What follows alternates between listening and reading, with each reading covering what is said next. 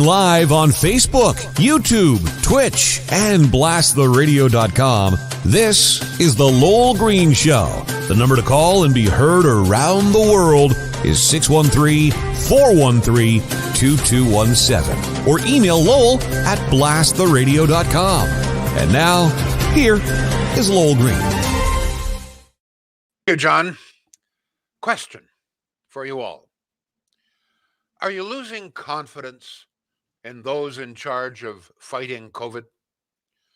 I don't know about you, but increasingly, I'm getting the impression that our health authorities, the people calling the shots on lockdowns, restrictions, I get the feeling that they really don't know what they're doing. Flying by the seat of their pants or panties, grasping at straws, floundering, flip-flopping. Let me give you just one example. 4 or 5 days ago, Ontario's Chief Medical Officer of Health, Dr. Kieran Moore, stated he believed that it was safe and advisable for children to go to school January 5th. That would be today.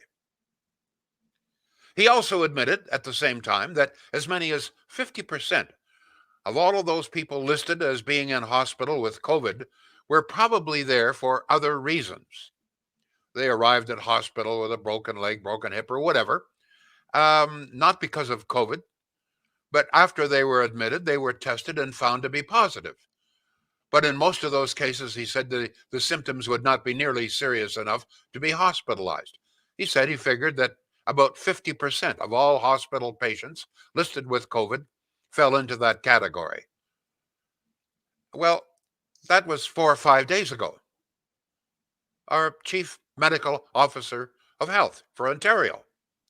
Then yesterday, 4 or 5 days later, after making those statements, this same Dr. Moore stands alongside Doug Ford and other officials in support of keeping children out of school till God knows when, and of course more lockdowns, etc., and makes no mention of the fact that about 50% of people listed in hospital with COVID probably aren't there for COVID at all. Just that fact seems to be lost, even though the emphasis, they say, is on, we're jamming up the hospitals. Here's another example of the apparent confusion at the top. People that we look to lead us, to guide us. Until now, we have been besieged with stories about skyrocketing infection numbers. This is what they said was the great danger. That's all we've been hearing. I mean, morning, noon, night, day, whatever it was. Turn on the television, turn on the radio, read the newspaper, headlines. Omicron statistics skyrocketing. Hospitals in grave danger, etc. That's all we heard. But trying to find out until recently exactly how many people were being hospitalized because of this was like trying to pull hen's teeth, okay? Pretty damn difficult to do. Today we're hearing, well, you know what? The number of infections really aren't that important. In fact, we're not even going to keep tabs anymore on the number of infections. It's pretty impossible to do. So we're going to concentrate on how serious this is. We're going to concentrate on hospital numbers. This is after like 2 weeks almost refusing to give us hospital numbers, but just bombarding us with infection numbers. Now suddenly, 2 days ago, infection numbers are all that matters. 2 days later, oh no, infection numbers don't matter. Jeez. You wonder why people are getting angry and confused here. And talking about confusion, Look, would somebody please tell me exactly, unequivocally, how effective these vaccines are against Omicron? We're being reassured again. Get your booster shots, so forth, but nowhere are we getting figures. Okay, exactly. It was quite effective against Delta, no question about that. Everybody should have been vaccinated, but I won't get into that anymore. But it was but how effective is it against Omicron? Reason I ask is Now they're talking about a fourth shot. Well, I mean, if they're all that effective after two, three shots, how come we need four shots? So come on, tell us the truth. How effective are they? Are we going to have to continue to get vaccines like every month, every 2 months? What's the story? Tell us the freaking truth. I suspect they don't know. After 2.5 years, they really don't know. Just one more example of flying by the seat of their pants, just grasping at straws here, there, and everything, you know. But it's all very confusing. Very little, if any, explanation. We're being told to do all of these things. We're being, in many cases, driven into bankruptcy, our people, et cetera, et cetera. Uh, Poor parents. I mean, what 3 or 4 days ago we heard, John, you were telling me that there was a leading doctor claiming that the booster shot would do it. And what's the story there? And then 2 or 3 days later, it's all changed. Yeah, so he was on Stephen Colbert. Nice, calm, cool, collected, very articulate, very brilliant man, and everything I read about him seems to indicate that he's sort of, top of his game. And he very calmly said, "Look, I have no fear in traveling. If you're vaccinated, you have no reason to be concerned about Omicron. If you can get your booster, get the booster, you'll be fine." Well, now, like you said, they're talking about, no, we're going to need a fourth shot. I mean, is this how it's going to be? Every 3 or 4 weeks, we got to make our way to somewhere and some disorganized shit show of here's how to get a jab into you. I mean, they can't even figure out how to get PCR tests to us properly. We're being turned away from vaccines. It's just, like you said, making it up as we go along here. We You're get confused. we yes, and You're so angry too. and You're so angry. I'm done with it. I'm done with the anger. I'm done with hating each other. I'm done with it's everywhere and everything. And look, I understand it's a pandemic, and there's a lot of darkness involved in that. But the people at the very top of this, where's the prime minister been? He's been hiding. He's been nowhere. Get your ass on TV. Tell me what you know. Tell me what the plan is. Tell me Yeah. what's expected of me. And more importantly, tell me what you are doing about it. Okay. I couldn't agree with you more. And here's something else that's very confusing. We are being told, warned, threatened actually, that if we don't do all of this, if we don't keep our kids home, if we don't lock down, et cetera, et cetera, et cetera, all of this stuff, that our hospitals are going to become overwhelmed. Well, maybe they will, but I mean, we've now had Omicron with us for over a month. And we've had soaring, skyrocketing numbers for the past 2, 3 weeks. And so far, I don't see any evidence that our hospitals are being overwhelmed. Wait a minute here. We have a population well over 1 million people in Ottawa. And as I've said before, our hospitals serve a much wider, broad audience than that. But let's leave it as 1 million. Today, after all of these skyrocketing numbers, and this has been going on for, as I say, for several weeks, we have 26 people listed in Ottawa hospitals with COVID. Whether all of those are really COVID or whether some of them broken legs, et cetera, that Dr. Moore talked about, I don't know. But let's leave it at the 26. And in ICU, we have what, 4, 5? Now, let me just point out, we have about 1,700 beds in the city of Ottawa in our hospitals, and there are 26 people listed with COVID of 1,700. We have 80 ICU units in Ottawa in our hospitals, and there are now 4 with COVID.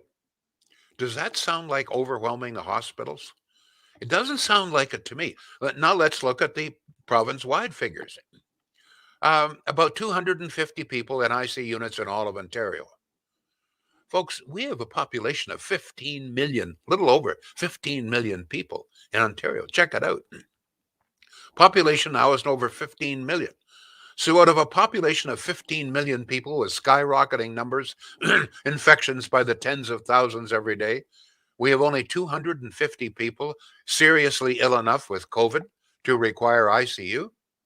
Does that sound like overwhelming hospitals? It doesn't sound like it to me. And they keep saying, well, it could happen, it could happen. But it hasn't happened so far. Now the next thing they say, well, we're really short staffed because half of our staff has come down and they're in quarantine. And that could very well be. I think in the end, almost everybody's going to get this. It's to me, it's like the flu, maybe even more infectious and more like a common cold, but not even as serious as a cold in most cases. But let's deal with the staff members in quarantine. But now, if they're asymptomatic, 5 days is all you have to quarantine. Well, so what's the panic? Most of these staff members are going to be back in 5 days, 6 days anyway. So, like, what is the truth here? I mean, we're always being said, well, tomorrow this is going to happen. We're going to do this tomorrow. But when tomorrow arrives, lo and behold, I don't see it. I hope I'm right. Maybe I hope to God that I'm wrong. But in the meantime, it's just it seems to me mass confusion. Look at the situation with schools.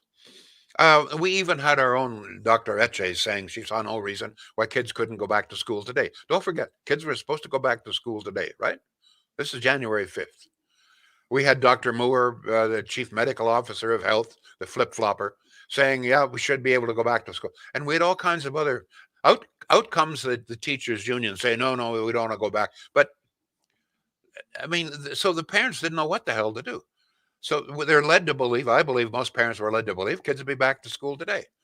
And then yesterday they find out, no, we have no idea when they'll go back. I mean, what kind of leadership is that? I to me, I go back. I'd like to hear from you. Who do you trust? Many of us don't trust the mainstream media anymore. Um, you can't seem to trust the politicians anymore. And we'd always thought that we'd be able to trust our health authorities. They wouldn't have an axe to grind. And maybe you still can, but my God, they sound confused. And it seems to me, and I think you've hit on a very good point here.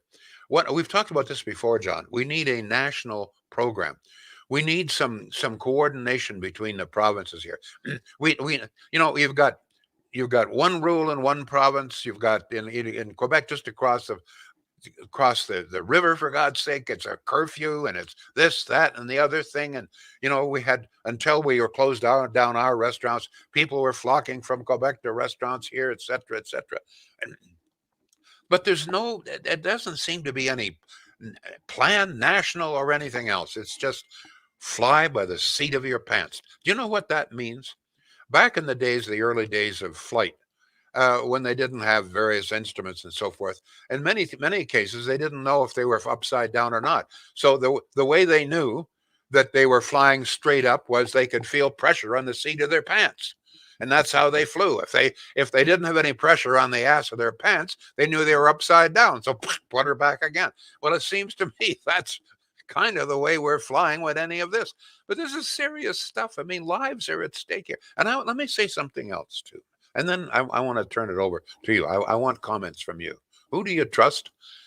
Do you see nothing but confusion here?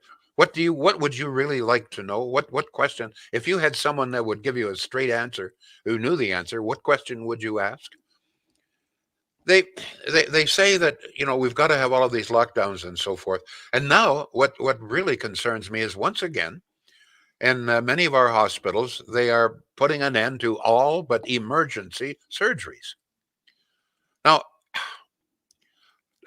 has anybody ever done an estimation here? We know that if you don't, for example, have early treatment for various types of cancer, your chances of dying early are much higher, and many other diseases the same. So, has anybody actually said, listen, you know what? We're well, if we have a big overflow of our hospitals with COVID, these many people will die, etc. But if we stop all but emergencies, these many, it's like there's never been any assessment of that. I suspect that without, maybe not with Delta, but I suspect that with Omicron, stopping all but emergency surgeries, treatment, etc., is going to take more lives than Omicron will ever take. That's my estimation. And if I'm sitting there looking at this is one of the questions I would have. Okay, you're stopping you're stopping all but emergency operations, etc. here to make room for your expected influx of COVID patients. How many lives are going to be lost because of that? How much pain is going to be inflicted on people who desperately need new hips? I have a good buddy, school buddy of mine, who is a great guy, but he's essentially crippled. He's been waiting for over 2 years for a hip replacement. Every time it's scheduled, boom, something happens with the next Delta, and it's canceled. Poor guy. I mean, he's soon going to be confined. He won't be able to move. And I think that that's what we're seeing across the country. So you've got to weigh that against the Omicron threat. Folks, those are just some of my concerns, and I'd sure like someone to give me the answers here. Before we take your text, and I understand we have quite a few here, right, John? Thousands today. Good. Lowell. All right. Good. I've never seen it this busy. Just want to point out that today is the last day of the big Boxing Week sale at Shields. Money's very important, and with increasing taxes and increasing cost of living, money is more important than ever. You can save a good chunk of money if you shop today. It's not too late. Savings up to $800 on some appliances at Shields. And as I've said many times before, they've got a huge warehouse, so almost everything that you want is in stock. There'll be no long delay. They'll have it delivered to your home. And in some cases, they'll even install it for you in your home. Just give them a call, check out their website, shields.ca.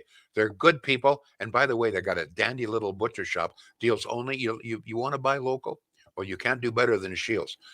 Buy only local beef, pork, poultry, and they've been that since 1947, so they know what they're doing.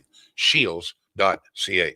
John, what are people saying? Okay, so I've got about 6 pages of Microsoft Word filled with comments, Lowell. I'm going to email a lot of these to you so that I know you want to read as many of them as you can. Yes, I'd like to read them all. Yep, and I'll power through as many as I can here. Bear with me, people.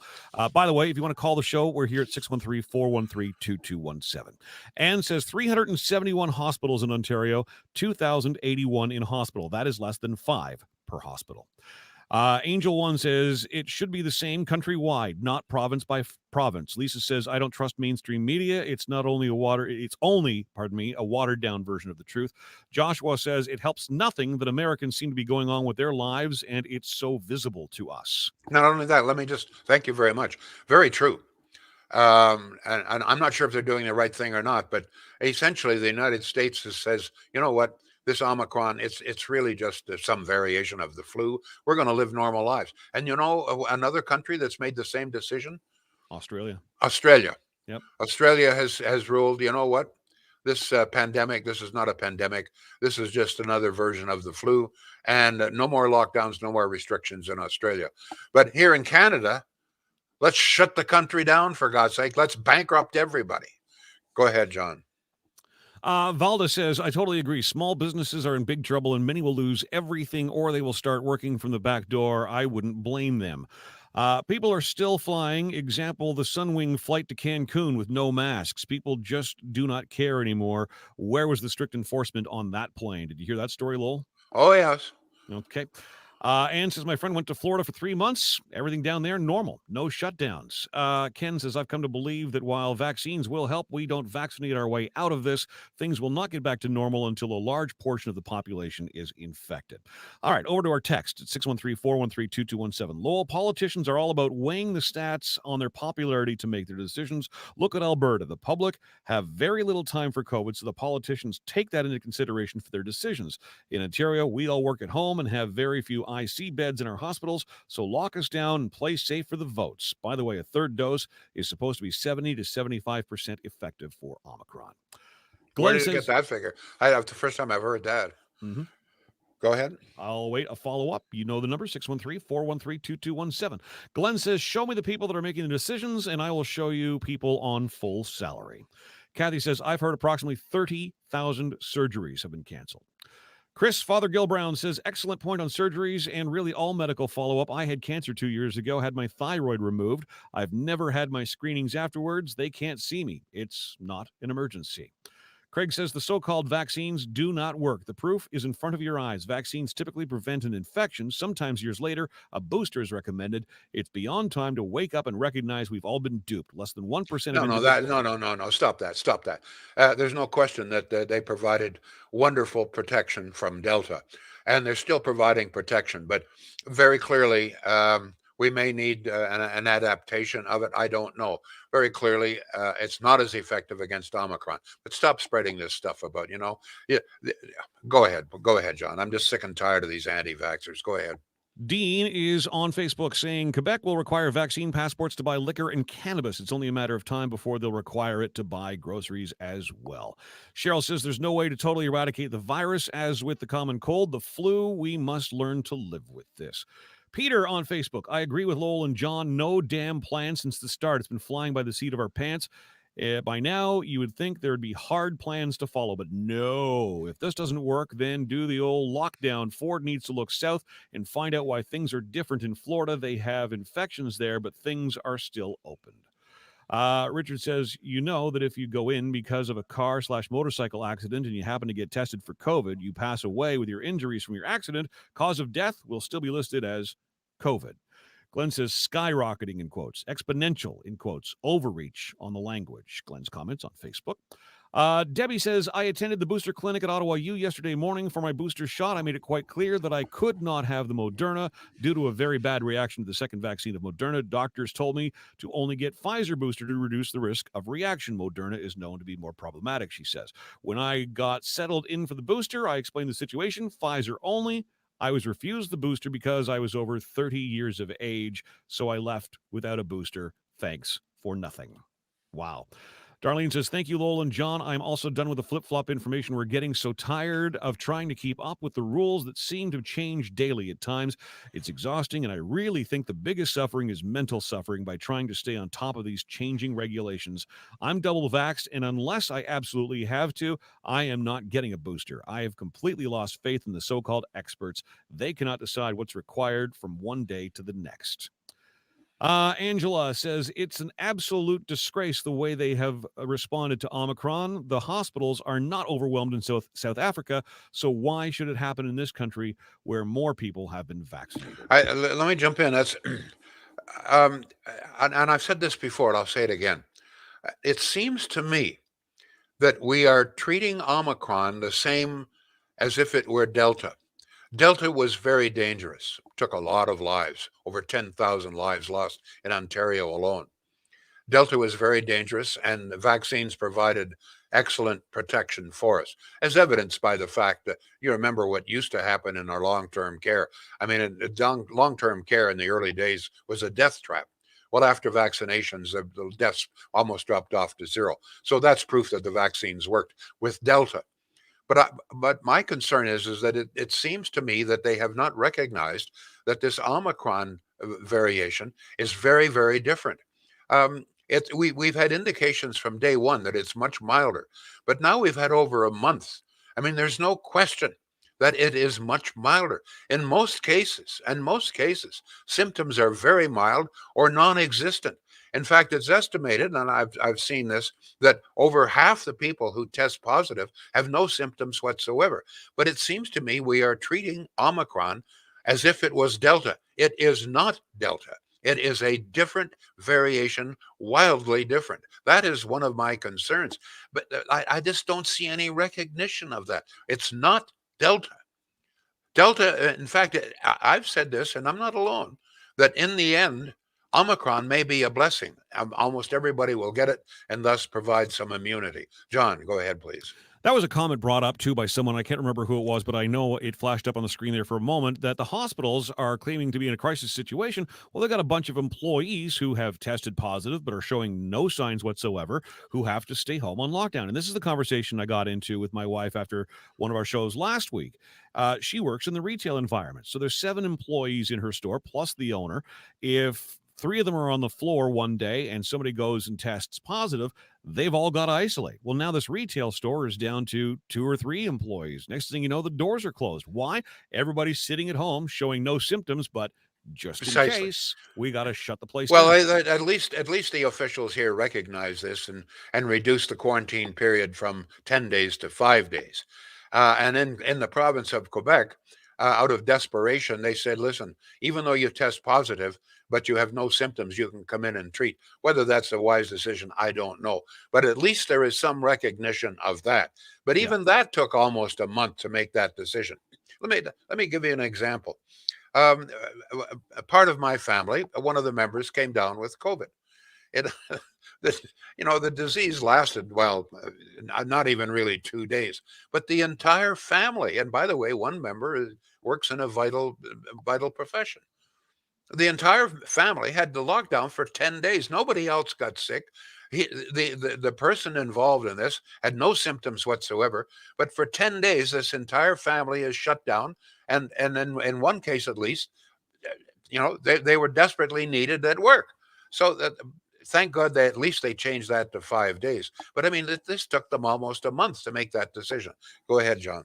Here's an email to Lowell at blasttheradio.com from Jill. Jill says, in regards to the Omicron variant panic restriction mess, science be damned, it's all about political optics. When COVID runs its course naturally, politicians will claim that their decisions and policies helped beat it. Cheryl says, that's a big yep, definitely losing confidence. Laurentian View Terry is on Twitch. He says, I think people are rapidly tuning all of this out. Also on Twitch, Long Point Driver. She says, I have never had any confidence in them to start with. They failed to listen to the science right from the start. Anne is in on Facebook to say between the science experts and our government, they get a fail. Why we'd be better run by Walmart or Amazon. Let me just jump in here. Those of you who think that somehow or other this is a political advantage. I don't think so. I think in the case of Doug Ford, this may very well cost him the election, and I do think too. he knows this. Yeah. One of the very maddening things is you're quite right. Trudeau sits there like a little king, and nothing sticks to him. And the provincial premiers because the premiers in the end are the ones that got to make these decisions. So all of the blame rests on their shoulders while Trudeau sits there. But don't think for a moment that Doug Ford has done this because this is going to gain him votes. It's not. It's probably going to cost him the election, and he knows it. Believe me, I know that. I know this. He believes that this has cost him. So in his heart, and whether you agree with him or not, he feels that he had to listen to all of the health experts that were advising him, and he did this knowing that it probably would cost him the next election. Go ahead, John. Richard says, just did a search. Many platforms state that Omicron is less severe than Delta, so why are we locked down? Kath says, just heard that there's a new variant in France poking its head out. More boosters, she asks. I believe there's a bit of sarcasm in that comment. Chrissy says, cannot imagine the economy in the next 6 months after the shutdowns again. How many people need to lose their businesses until the government can step in and help? How can they recover? Let me see. Let's go over to Patricia. She says, this is a total shit show. Doug says, yes, and tired of lockdowns. The only reason they are jamming the hospitals now, too, is because staff are getting sick. Short-staffed equals disaster. Really hope not. That must be the comment that I was referring to earlier. Back to Chris on Facebook. Flying by the seat of their pants is the best way to describe it, Lowell. It's frustrating. There is no plan after 2 years. The leaders need to plan that this is the reality of our future, like the flu and influenza season, and pump money into healthcare if we're lacking in hospital space instead of employment benefits due to shutting down the economy repeatedly. It's incredible that they have not been able to lay out a clear plan on how we are going to live with COVID and its variants moving forward. You see, right now it seems to me that we should be hearing from the federal government and the provincial government about all the money and plans to train more doctors. I know this will take some many years to train nurses. That's what we should be hearing about that. Okay, what are the plans to hire another 2,000 nurses in Ontario or 5,000 or whatever it is? What are the plans to train another 2,000 doctors in the province? Nothing. We're getting nothing on that. I've got a theory on that, by the way. Yeah. We'll have to hear it tomorrow. Go ahead. Okay, quickly. It's going to take, 8 to 10 years for a medical degree? That's 2.5 political terms. No politician is going to wait that out. But that's what we need. Yes. I mean, very, very clearly, we need far more hospital beds. We need better equipment. We need 100%. more ICUs. We need Yes. more nurses. We need Yes. more hospital staff. We Yes. need far more long-term care. We Yes. need far more home care. Yes. We know all of these things, but I Yes. don't hear anything from anybody planning what to do about it. Exactly. Thank you all, folks. We'll be back tomorrow. The Lowell Green Show is seen and heard live around the world at 2 p.m. Eastern. Connect with us online at blasttheradio.com/Lowell Green. Can't join us live? Download the Lowell Green podcast. Available on Apple, Spotify, Google, and more. Ask your smart speaker to play the Lowell Green podcast. This is a production of blasttheradio.com.